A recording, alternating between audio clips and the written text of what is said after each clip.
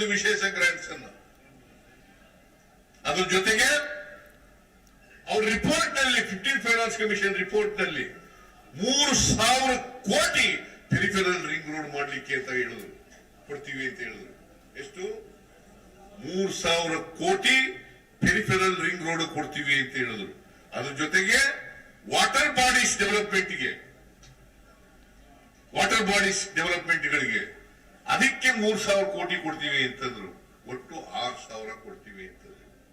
6,000 plus special grants 5,495, both put together 11,495 ಕೋಟಿ. I repeat, 11,495 ಕೋಟಿ.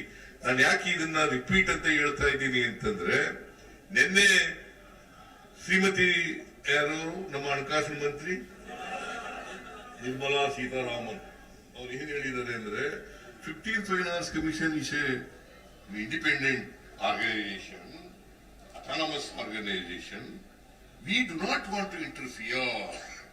ಹಾಗಾದ್ರೆ ಅಮ್ಮ ನೀವು 11,495 ಕೋಟಿ ರೂಪಾಯಿನ ಕೊಡ್ಲಿವಲ್ಲ, ಯಾಕಪ್ಪ ಇಂಟರ್ಫಿಯರ್ ಆಗದೆ ಹೋದ್ರೆ? ಕೊಡ್ಬೇಕಾಗಿತ್ತಲ್ಲ. ಇಂಟರ್ಫಿಯರ್ ಆಗಲ್ಲ. It is an autonomous organization.